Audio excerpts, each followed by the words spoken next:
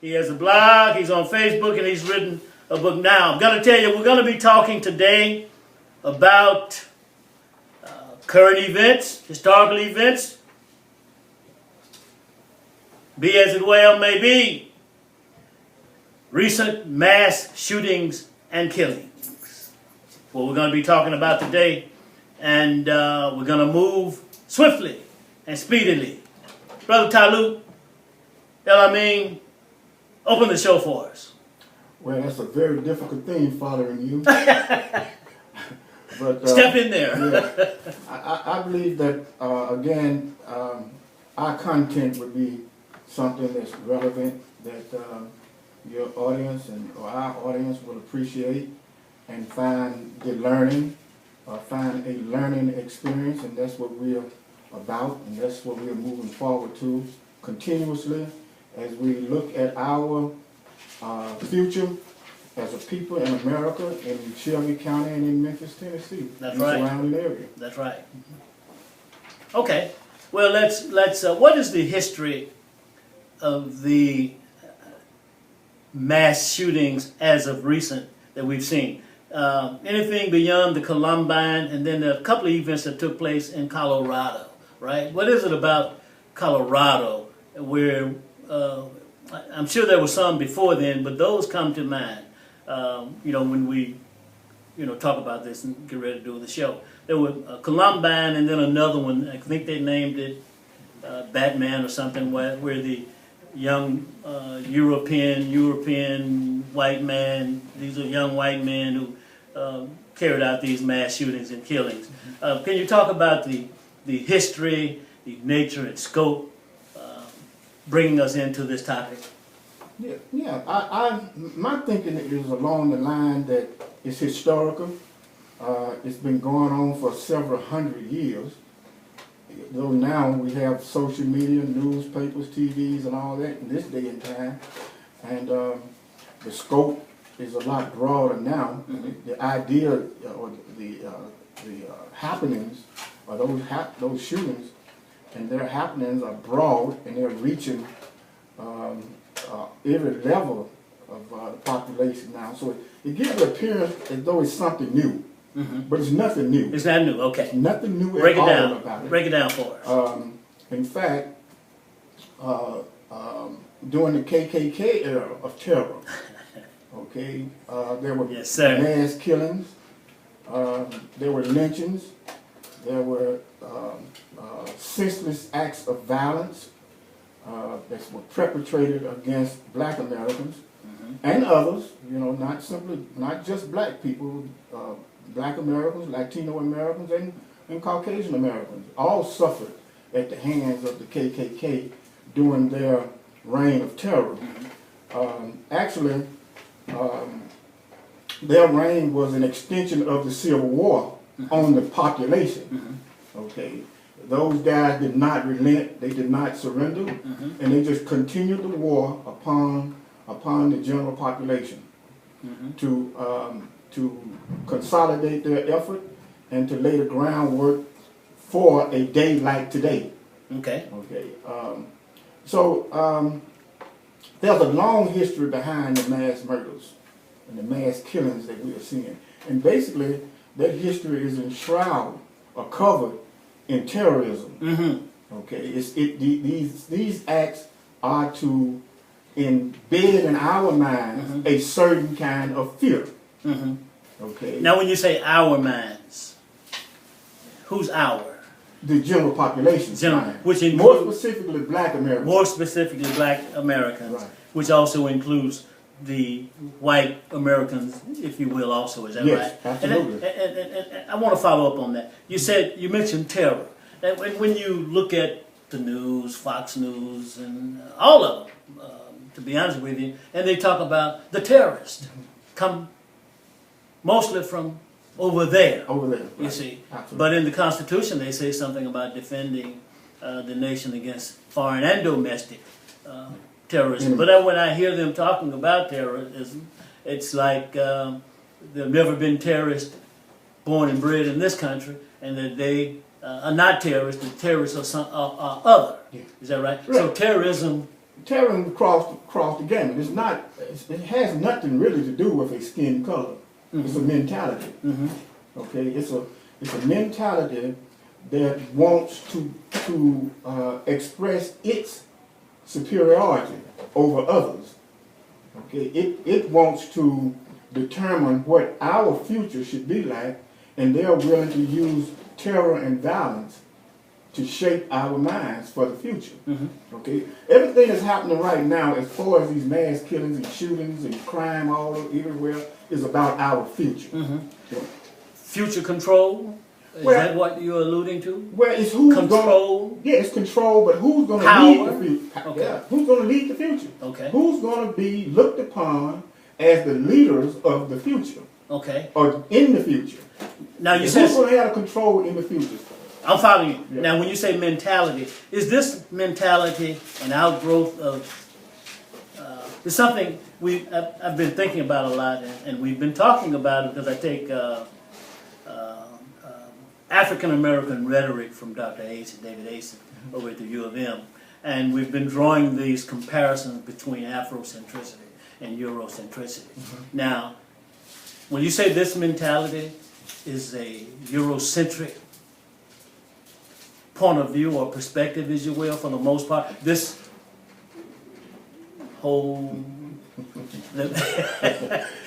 Well, now let's get on into it. I would say to a certain extent, Okay. but mass killings and shootings and violence can come from any angle. Okay. Okay, but the foundation could be, in America, could be Eurocentric. Okay. In America. Okay. But on the world scheme, almost every ethnicity has had its hand in these kinds of killings and murders. Okay, but from our country perspective, we are witnessing it as, I would think, as part of that manifest destiny. Here. Oh, okay. You brought something in? Yeah. Quite interesting to the equation, but I'm going to go out on a limb. And from what I have seen, for the most part, it has been Eurocentristic. Yeah. With the It's game. the white boy. The white male is inherently gun active. The love, the gun, and the firepower that a gun presents, and the fear and the terror that guns bring. The boom, boom, blow it up, you know, shoot, shoot. You know, it goes all the way back to when we were little boys watching, boys and girls watching the Cowboys and Indians. Cowboys and Indians. And Frank Mitty and, you know, and on up to Al Capone and all that blood shedding. And then now today we have gang violence in this place and that place. Then we have the white male that is so much in love with guns and firepower until they snap, and I would say they snap and get into an environment where they would kill. Right, so it has continued to evolve up until where we are today. Now there's an old Eurocentric man, white man, Bohannon. I used to listen to him. I was quite young then, and he's quite probably, haven't heard from him lately, so last time I saw him on TV, he was pretty old, so he's probably, but he talked about this country, and he's Euro, being born based on the action of blood. This is what he said. Bloodshed. It has, yes, absolutely. It has been a bloodthirsty era. America has. It's founded in blood. Okay. But the point is that today, the human being has evolved to a certain degree, more different than back in those days. Okay. We have to put things in perspective and in context. Let's do that. You know, today we have social media. We have intelligent people everywhere. I mean, you can tune in anywhere on your internet, on your smartphone, radio, TV, across the board. You're going to find intelligent people. Agreed. Making points about proper humanity. Versus the days of old, you may not have heard any of that. So there's no reason today for us to be in terror or in fear because of someone's action, specific individual action, Mm-hmm. there are going to be people who are going to die. Mm-hmm. There's nothing you can do about that. The police department, the CIA, the FBI, and nobody, no other agency or group or anybody can prevent all of those mass killings. I mean, all mass killings. Some gonna seep through the crack. Mm-hmm. Some gonna get their message heard. But the way it works today versus in the past is when something like that happens, it covers the media immediately. Mm-hmm. People around the world become aware of it instantly. Mm-hmm. Okay? So therefore, those of us who seek a better world, it is incumbent upon us to immediately become aware and take a position. Offer the analysis, take a position, and not be afraid, like you just mentioned. And speak on what is good, what is bad, what is violent, and what is peaceful. Yes. And we see historically that, and I want to say this, then I'm going to step back. We see Ptahhotep, Solomon, and all these guys, people of darker hue, calling for peace back in those ancient days, if you will. Then we come up to Dr. King, Gandhi, and I would say that's rather recent, calling for more peace. So from the two perspectives, Afrocentric, Eurocentric positions, how do we offset this Eurocentric perspective on bloodshed and gun violence? And is that also a culture, and how can that culture be changed? You'll forgive me for my loaded question. Yeah, that is a very complex question. It's very Let's take it one at a difficult. time. It's very difficult. I apologize. But because actually, I don't think there is one person who can answer a question, that type of question. It's so broad and so powerful, you know, and regardless of what one would say about it, it's not the summation of it. Mm-hmm. Okay.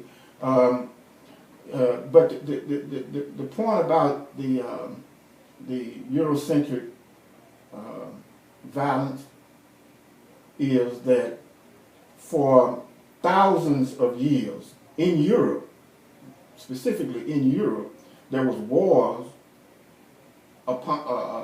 wars against each nation. Mm-hmm. The Europeans fought each other, in other words, for thousands of years to amass a certain kind of thinking. Mm-hmm. And they did. They were successful at bringing about that certain kind of thinking, a central focus called manifest destiny. Okay, and from there, that idea sprung throughout the world. And this is why you have a history of bloodshed and killing.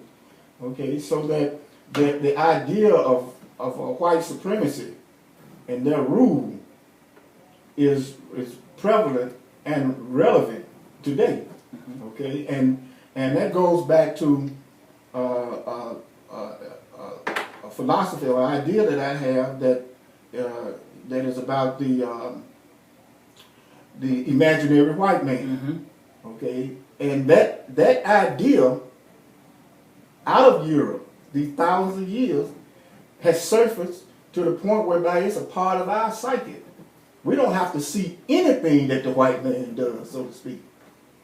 We're just going to imagine it. Okay. We're just going to feel like that's what they quote unquote they want, or they don't want. Okay. Okay. So the effect of the terror on Europe and then the terror in the United States of America have worked. Okay. Okay. It works just fine because we are a product of that terror, and we are implementing ideas in our social structure, our social well-being, and everything is based on the imaginary white man. Okay. Well, I think you addressed the question pretty good. There's one thing I want to say, one other little thing about a brief comment about culture and what culture is and what culture does. Cultures come and go. That means that they evolve, but they evolve at the same time. They must be maintained based on a group situational environment, etc. So they are evolving at the same time. They have to be maintained and changed when necessary. So, Yeah. as a group of intelligent peoples, Euro or Afro, black or white, I think I'm in agreement with you. These are the kinds of people that it takes to address the issues of violence, bloodshed, and mind you as well, the lack of education. And these brutal police officers, people who are gunning down people for no reason, they must be eliminated, gotten rid of, so we will have a more intelligent law enforcement, constitution, city law government, or whatever the case may be. Now, let me ask you about laws. Laws are made to be, are they made to be lived by, or are they made to be broken laws? But Or let me change, address something. or change. Let me address something before we get to the law. Okay, go ahead. What we all must understand is that guns are manufactured, and guns are machines. Okay, and these manufacturers build these machines, plus the labor that's in them creates an economy. Yes, it does. Okay, so we're not just fighting. You know, when you come to gun violence, you're not just fighting the guy with the gun in his hand, or the tool, or the instrument, or the machine in his hand. You're talking about fighting an industry. An industry. Okay, and this industry is very, very powerful. Powerful. Okay, and so, and what we have to understand is the power in that industry is who's being paid, from the employee that works on the assembly line, to the company execs, to the taxes that's paid in the county where the company is, to the politicians that make sure that company stays there, to the congressman that makes sure that industry is viable. And then you have to understand also, as far as that industry is concerned, it would manufacture guns for a war in a foreign country, or a war in a domestic, in our domestic locality, right? It doesn't matter. It doesn't care. It just want to keep making guns. Is that a question of greed? Beg your pardon? Is that a question of greed? You know, greed? Well, G-R-E-E-D? No. It's a question of capitalism. And now some people said that capitalism is greed. Well, it depends on what you're talking about. Right. Okay, but it's a matter of capitalism, and it's a matter of the free marketplace. Okay. No one can dictate to an entrepreneur, a business person, what's right for them, what's right for their industry. And in our country, industry has a right to govern itself, called self-government, okay, to determine what's right and wrong for itself before the federal government or anybody else get involved. Okay. That's the free marketplace, that's capitalism, and guns are a central part of the industry that upholds our economy, guns and munitions. Right, we've got about 5 minutes left. I must say it's been an exciting show.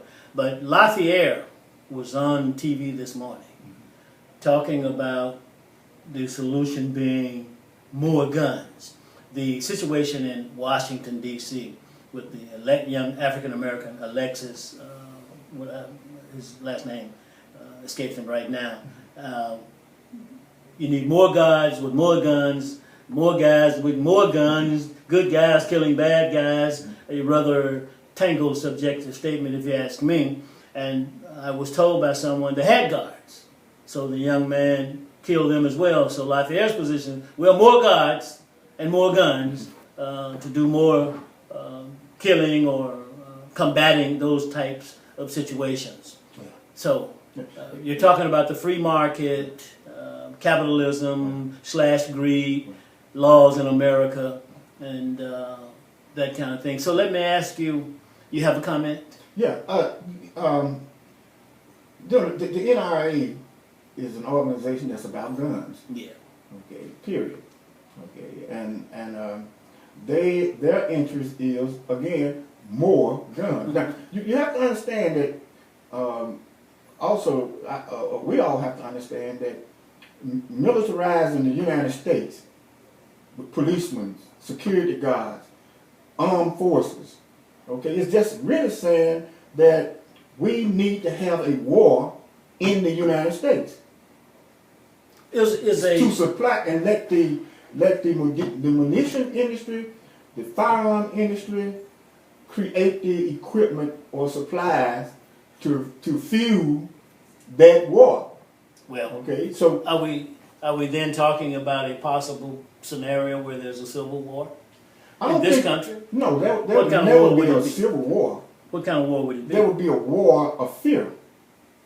A field war. A field war. A Field war war. where Warfare. people are Okay, warfare. afraid. I'll go for Yeah, warfare. when people are just afraid, you know, they want to protect themselves. They want to protect their families, and they believe that the way to do that, because of the height or how much the African Americans have played into that game, okay, of violence, Yeah. that they need to carry guns. Okay. You know, because you have to understand that for 2 decades, there have been a proliferation of gang violence as determined by law enforcement that kind of dictates the fact that we need to do something to protect ourselves from gangs. And what is a gang but an army? Right, they're all gangs. They're all right, gangs, right? But you said something. Now, let me ask you this. Is a civil war a war fought within a country where civilians fight? Yes, I agree with you that the whole fear factor is there. TV, subliminal, subduction, and all this fear stuff. But isn't that what a civil war is, where civilians fight over law? And really this boils down to laws, but that kicks us back to what you were saying about power and who's going to control. But isn't that a civil war where civilians fight? But yeah, if I'm reading the scenario, the picture you're painting correct. Yes. However, when I think about a civil war, I think about the Civil War in the 1860s. Okay, whenever I think most of us do. Yeah, a dividing line Yeah. with the good guys on one side and the bad guys on the other side, Okay. shooting each other, killing each other, so that there can be some civility or some unity in the nation. Yeah. Okay, today I don't see that. Okay. Okay, today I see, if you just want to say, will there be some kind of war? Okay, cool, maybe so, but it may be more guerrilla than a dividing line of good guys on one side and bad guys on the other side. Okay. But laws. But now we do want some civility. Yes, Right. absolutely. So that would keep us in that scope and equation. But we have to. But I didn't want to interrupt. Keep going. But we have to be careful not to fall into the trap or the playing of the bad guy side to create some kind of mass violence in America. Yeah. See, we have to oppose that idea. Yeah. We have to hurl our minds, our bodies, and our monies against the idea that more guns are necessary. More guns, more violence is necessary to quell violence. Yeah, I think, Dr. King talked about laws. We've got 2 minutes. How many minutes do we have? 1? Let's move fast. He talked about laws that need to be broken and that kind of thing. So Yes. I do think we have to be careful about falling into tricks and traps, and that means that we have to offer critical analysis to critical problems with some critical thinking and some keen insight if we are going to preserve those of us who are peaceful, loving people who want civility and education and all of the good stuff of life. Take the last comment. It's our duty. It's our responsibility as good people to fight against wrong people. It's our job. We have no job more superior than that. Okay, and if we relent, that simply means that we'll succumb to the bad guys, and the bad guys are going to take us down. Okay, so we have to stand up against this stuff, and we have to continue to hurl our opinions and views to stop them in their track, hit them square in the top of their heads. Yeah, I think we've come to the end of this particular road, but we are have some things in the making. What about the Claiborne Temple program? Yes, we are moving to save Claiborne Temple. Okay. And we are wanting to acquire Claiborne Temple. That was the the place where Dr. Clean had his last march and spoke there. And we need to preserve that institution, and we'd like to preserve it as a masjid. Okay. And also, we are working on a little bit more time, hopefully. Well, you know, we started out with 30 minutes every other Sunday, so now we're on every Sunday. And within, I don't know how long, but hopefully soon, we'll be able to discuss these serious issues for a whole hour and on and on and on. So we're looking forward to that. Is that right, Brother Talut? Good deal. It's been a great show. Thank you very much, sir. Yes, And sir. thank your audience and thank yourself. Yes, sir. Thank you.